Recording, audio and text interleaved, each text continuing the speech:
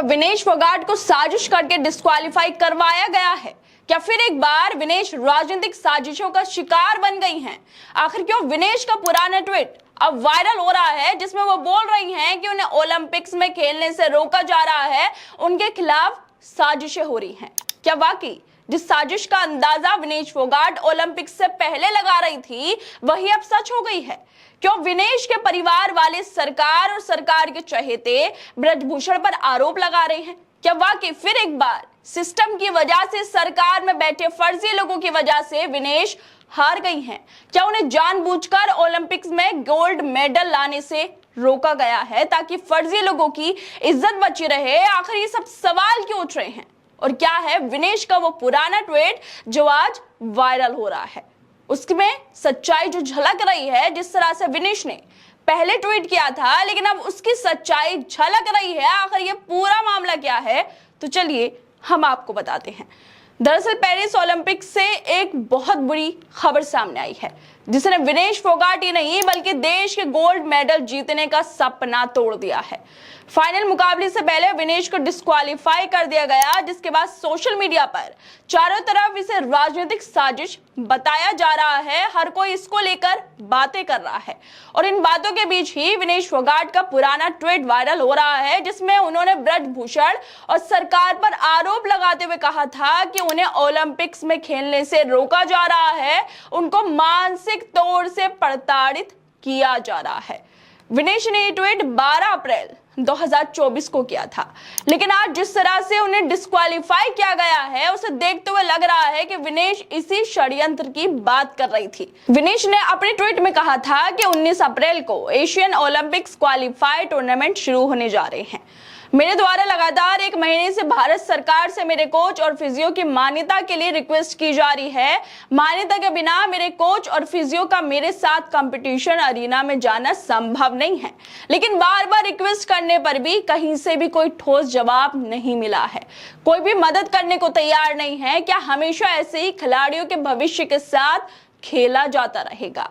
दोस्तों, ट्वीट विनेश ने करीब 3 महीने पहले किया था, लेकिन आज उनके ट्वीट के एक एक वर्ड हकीकत लग रहे हैं। विनेश ने अपने ट्वीट में ब्रजभूषण और भारतीय कुश्ती महासंघ के अध्यक्ष संजय सिंह पर भी आरोप लगाए थे। उन्होंने आरोप लगाते हुए कहा था कि ब्रजभूषण और उसके द्वारा बैठाए गए डेमी संजय सिंह हर तरीके से प्रयास कर रहे हैं कि कैसे मुझे ओलंपिक्स में खेलने से रोका जा सके। जो टीम के साथ कोच लगाए गए हैं वो सभी ब्रजभूषण और उसकी टीम के चहेते हैं। तो इस बात से इनकार नहीं किया जा सकता कि मेरे मैच के दौरान मुझे मेरे पानी में कुछ मिला के पिलाना दिया जाए। अगर मैं ऐसा कहूं कि मुझे डोप में फंसाने की साजिश हो सकती है तो ये गलत नहीं होगा। दोस्तों, इतनी बड़ी बातें विनेश ने अपने ट्वीट में कही थी, लेकिन आज जो हुआ, कैसे 100 ग्राम वेट के लिए उन्हें डिस्क्वालीफाई कर दिया गया, उसे देखकर तो लगता है कि वाकई कोई विनेश के खिलाफ साजिश हो रही है, जिसके बारे में उन्होंने 3 महीने पहले ही बता दिया था। विनेश के डिस्क्वालीफाई होने पर अब उनके परिवार वालों का भी बयान सामने आया है। विनेश फोगाट के ससुर राजपाल राठी ने कहा है कि 100 ग्राम वजन कितना ज्यादा होता है। सर के बाल से भी 100 ग्राम का वजन बढ़ सकता है। इसके अलावा राजपाल राठी ने सरकार और ब्रजभूषण शरद सिंह पर गंभीर आरोप लगाते हुए आगे कहा है कि इसमें सरकार और ब्रजभूषण शरण सिंह का हाथ है।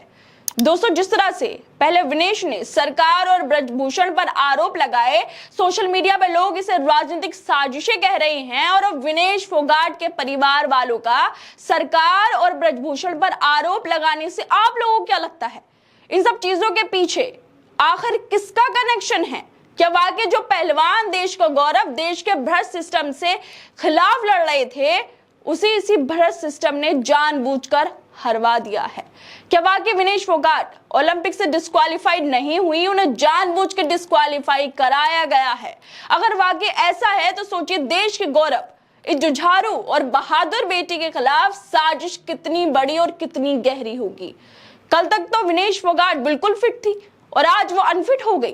क्या दिल्ली में बीजेपी के आरोपी नेता के खिलाफ प्रदर्शन करने की वजह से ही विनेश फोगाट के खिलाफ ओलंपिक में साजिशें रची गई हैं? आप लोगों को क्या लगता है इन सभी चीजों पर? हमें अपनी राय जरूर दें और बाकी तमाम खबरों को देखने के लिए जुड़े रहिए हमारे साथ।